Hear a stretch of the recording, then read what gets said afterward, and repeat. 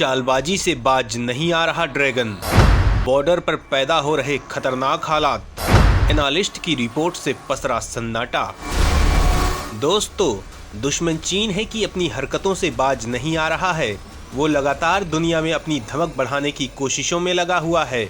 पूरी दुनिया में राज करने का सपना उसने पाल रखा है और इस सपने को पूरा करने के लिए वो साम दाम दंड भेद की नीति अपना रहा है।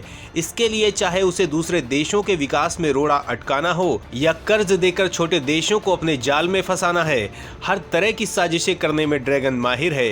एशिया में अपने पड़ोसी और उभरते प्रतिद्वंदी भारत में अशांति फैलाने के लिए वो लगातार जाल बुनता रहता है। वहीं तमाम छोटे पड़ोसी देशों को कर्ज देकर भारत की खिलाफत करने को मजबूर करता रहता है। सवाल उठता है कि चीन ने भारत के किन किन पड़ोसी देशों को कर्ज देकर अपने पाले में किया है। भारत के दाने पानी पर चलने वाले देशों के नेता भारत के खिलाफ सर क्यों उठा रहे हैं? छोटे पड़ोसी देशों के कंधे में बंदूक रखकर चीन भारत के खिलाफ कैसी साजिशें रच रहा है? तो दोस्तों, चीन में सदियों से ये कूटनीति रही है कि आगे बढ़ना हो तो 2 कदम पीछे हट जाओ। लक्ष्य पूरा करने के लिए 1 दशक पहले योजना बनाना शुरू करो। भारत और चीन के बीच गलवान घाटी में हुई झड़प भी चीन की इसी नीति का नतीजा हो सकती है। चीन भारत के पड़ोसी देशों से समझौते करता रहा है, उन्हें शह देता रहा है। पाकिस्तान के अलावा श्रीलंका, म्यांमार, मालदीव और बांग्लादेश समेत कई देश चीन के इशारों पर चल रहे हैं।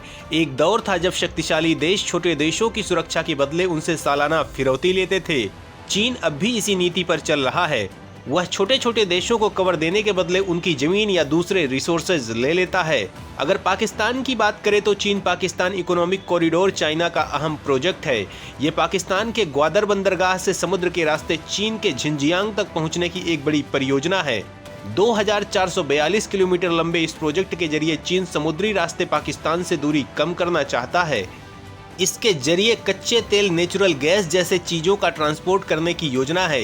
ये प्लान 1950 में शुरू हुआ था, लेकिन पाकिस्तान की अस्थिर राजनीति की वजह से लागू नहीं हो पाया। इस योजना के तहत चीन पाकिस्तान को 42 अरब डॉलर यानी 3,45,000 करोड़ रुपए देगा। इतनी बड़ी रकम मिलेगी तो जाहिर है आर्थिक संकट में फंसा पाकिस्तान चीन की भाषा ही बोलेगा। वहीं नेपाल के मामले में भी चीन ने बड़ा झोल मचा रखा है, जो कि भारत के बिना एक कदम भी नहीं चल सकता। लेकिन वहां के नेता चीनी सिक्कों के लालच में भारत से गद्दारी पर उतर आए हैं। दोस्तों, करीब 1.5 दशक पहले नेपाल को दुनिया के एकमात्र हिंदू राष्ट्र का दर्जा मिला था। वहां के पूर्व राजा वीरेंद्र के पूरे परिवार की हत्या के बाद से नेपाल का रुख भारत विरोधी बना हुआ है। चीन से प्रेरित माओवादी ताकतों ने अब नेपाल को भारत विरोधी घोषित कर दिया है। नेपाल, जिसे एक बफर देश माना जाता था, वह अब भारत के खिलाफ खड़ा हो रहा है। नेपाल 2017 में चीन के one road one belt project में शामिल हो गया था। हालांकि चीन लंबे समय से इसके लिए एक जाल बिछा रहा है। उसने नेपाल में बेसिक इंफ्रास्ट्रक्चर डेवलप करने के लिए 18,000 करोड़ रुपए के प्रोजेक्ट शुरू किए हैं। इनमें चीनी की कंपनियों को कॉन्ट्रैक्ट देने की शर्त पर ब्याज माफ करने का ऑफर दिया गया है। नेपाल पर्यटन पर निर्भर है। चीन ने इस सेक्टर में भी नेपाल की मदद की है। और तो और वो बांग्लादेश, जिसका अस्तित्व ही भारत की वजह से है, वहां भी चीनी साजिशें जोरों पर है। दोस्तों, सत्तारूढ़ दल के भारत समर्थक रुख के बावजूद बांग्लादेश में भारत विरोधी ताकतें मजबूत है। ऐसे लोग समय समय पर चीन और पाकिस्तान को उकसाते हैं। बांग्लादेश पर 33 अरब डॉलर का कर्ज होने का अनुमान है। ऐसे में वह भी चीन की ओर झुक गया है। चीन वहां बेल्ट एंड रोड प्रोजेक्ट में 2,89,000 करोड़ रुपए का निवेश कर रहा है। वह बांग्लादेश के 3 बंदरगाहों का मॉडर्नाइजेशन भी करेगा। बांग्लादेश के 2 छोरों को जोड़ने वाली पद्मा नदी पर 6.5 किलोमीटर लंबा पुल बनाने के लिए भी चीन काम कर रहा है। और श्रीलंका तो चीन के कर्ज में डूब ही चुका है। मैत्रीपाल श्रीसेना की सरकार पर भारत का असर था। भारत के दबाव में श्रीसेना सरकार ने चीन को दिए गए कुछ अधिकारों को वापस ले लिया था। लेकिन महिंद्रा राजपक्षे की सरकार में श्रीलंका ने चीन से बड़ा लोन लेकर हम्बनटोटा पोर्ट को 99 साल की लीज पर दे दिया है। इसके अलावा श्रीलंका में एयरपोर्ट, कोल पावर प्लांट और 2 बड़े डैम सहित कई बड़े प्रोजेक्ट के लिए चीन 36,480 करोड़ रुपए का निवेश कर रहा है। वहीं मालदीव की स्थिति भी कुछ ठीक नहीं है। सवाल उठता है कि मालदीव के मामले में चीन क्या साजिशें कर रहा है? तो दोस्तों, मालदीव में 38 से ज्यादा छोटे बड़े द्वीप हैं, जो हिंद महासागर, अरब सागर और बंगाल की खाड़ी से जुड़े हुए हैं। इसमें से 16 द्वीप को चीन लीज पर ले चुका है। चीन अगर इन द्वीपों पर कब्जा कर लेता है तो वह भारत के व्यापारिक जहाजों के साथ साथ नौसेना के काफिलों पर भी नजर रख सकता है। साथ ही युद्ध की स्थिति में इन द्वीपों पर अपना जहाज तैनात कर सकता है। चीन मालदीव में स्टोरेज डिपो भी बना रहा है। इतना ही नहीं, भारत को घेरने के पीछे चीन का जो सच सामने आया है, उसके बाद से भारतीय सेना अलर्ट पर है। सवाल उठता है कि चीन की क्या बड़ी साजिश है? ड्रैगन को लेकर सेनाध्यक्ष ने क्या खुलासा किया है? अगर बीजिंग कुछ गड़बड़ करता है तो भारत इसके लिए कितना तैयार है? तो दोस्तों, इन सवालों के जवाब जानने के लिए वीडियो को आगे देखिए। जल्द ही हो सकता है भयंकर जंग का ऐलान। भारतीय सेना बीजिंग को सबक सिखाने को तैयार। प्रधानमंत्री मोदी ने अग्नि 5 कर दी तैनात। दोस्तों, भारत और चीन के बीच 5 सालों में जंग छिड़ सकती है। जियोपॉलिटिक्स के एक्सपर्ट्स ने इसकी आशंका जताई है। उनका कहना है कि हिमालय में 2025 से 2030 के बीच एक और भारत चीन युद्ध छिड़ सकता है। एक्सपर्ट्स ने युद्ध की वजह चीन पाकिस्तान इकोनॉमिक कॉरिडोर प्रोजेक्ट को बताया है। सवाल उठता है कि आखिर किस बात से खौफ खा रहा है ड्रैगन?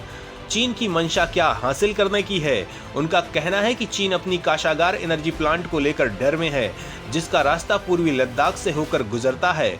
ऐसे में उसको लगता है कि अगर किसी पड़ोसी मुल्क ने इस पर हमला किया तो उसकी एनर्जी व्यवस्था ठप हो जाएगी। तो दोस्तों, रिपोर्ट में इंटरनेशनल पॉलिटिकल रिस्क एनालिटिक्स के संस्थापक और लेखक समीर टाटा ने तर्क दिया है कि चीन भारत के हिस्से पूर्वी लद्दाख को एनर्जी सिक्योरिटी को खतरे के नजरिए से देखता है। उसकी ये हरकत भारत और चीन को एक और युद्ध की तरफ धकेल सकती है। रिपोर्ट में समीर टाटा ने लिखा, चीन को डर है कि उसके पश्चिमी प्रांत सिंजियांग में स्थित कासागार एनर्जी प्लांट पर हमला करने का एकमात्र रास्ता पूर्वी लद्दाख है। अगर कोई दुश्मन एनर्जी प्लांट कासागार पर हमला करके उसे कब्जे में ले लेता है तो चीन की ऊर्जा व्यवस्था तो ठप हो जाएगी। रिपोर्ट में कहा गया कि कासागार प्लांट ईरान के महत्वपूर्ण तेल और गैस पाइपलाइन से जुड़ा हुआ है। ये पाइपलाइन चीन पाकिस्तान इकोनॉमिक कॉरिडोर प्रोजेक्ट के तहत पाकिस्तान से होकर गुजरती है।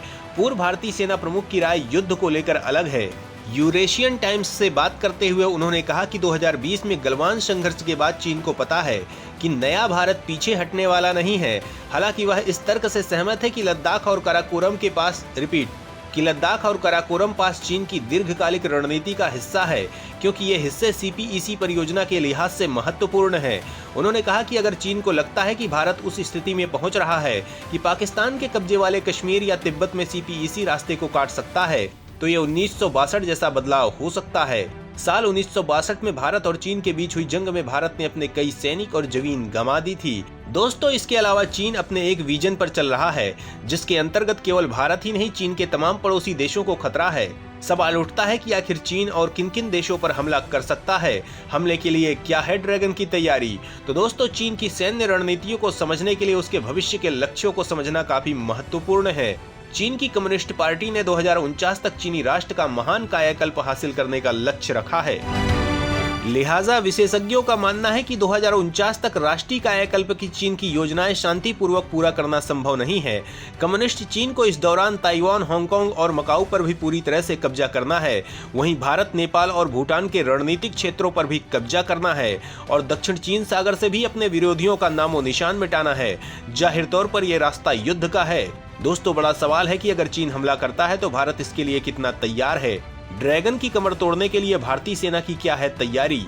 तो दोस्तों, भारत ने पूर्वी लद्दाख में भारी संख्या में सैनिकों को तैनात कर रखा है और भारत ने पूर्वी लद्दाख में चीन के किसी भी पैतरे को जवाब देने के लिए भारी संख्या में हथियारों को भी तैनात किया है। 2020 में चीनियों ने अपनी चीनी सीमा पर 80 से ज्यादा तंबू लगाए थे और भारतीय सशस्त्र बलों ने भी कोई समय नहीं गंवाया और कार्रवाई में जुट गए। C-130 और C-17 ट्रांसपोर्ट प्लेन से लगातार भारी हथियार पूर्वी लद्दाख की ऊंची पहाड़ियों पर पहुंचाए गए। भारतीय सेना के 68,000 सैनिक, 330 पैदल सेना वाहन, 90 से ज्यादा टैंक, तोपखाने और दूसरे हथियारों को पूर्वी लद्दाख में तैनात किया गया है। तो दोस्तों, 1962 की जंग में जीत के बाद से चीन लगातार भारत पर हावी रहने का प्रयास करता रहा है। हालांकि 1962 से लेकर अब तक स्थिति में बहुत बदलाव आ गया है। अब भारत 1962 वाला भारत नहीं है। भारत का कद कूटनीतिक रूप से काफी महत्वपूर्ण हो गया है। अमेरिका, फ्रांस, जर्मनी समेत यूरोप के कई देश भारत की कूटनीति का लोहा मानते हैं। वहीं आर्थिक मोर्चे पर भारत की स्थिति काफी मजबूत हुई है। वहीं चीन के साथ सीमा विवाद के बीच भारत ड्रैगन से मुकाबले के लिए पूरी तरह से तैयारी कर रहा है। भारत का रक्षा बजट अब दुनिया में तीसरे स्थान पर है। सेना को लगातार विदेशी और स्वदेशी अत्याधुनिक हथियारों से लैस किया जा रहा है।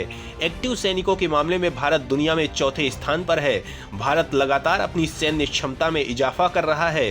पूर्वी लद्दाख के विवाद के बीच भारत ने चीन से सटी सीमा पर high frequency air defence system, laser guided अत्याधुनिक मिसाइलें, मॉडर्न ड्रोन, आर्टिलरी गन, अत्याधुनिक कार्बाइन, पहाड़ी और दुर्गम स्थानों के अनुरूप तैयार टैंक को भी तैनात किया है। इतना ही नहीं, बॉर्डर पर सर्विलांस बढ़ाने के लिए सेना को लेटेस्ट हार्डवेयर से भी लैस किया जा रहा है। तो दोस्तों, चीन के खिलाफ युद्ध में देश की रणनीति क्या होनी चाहिए? अपना सुझाव जरूर दें।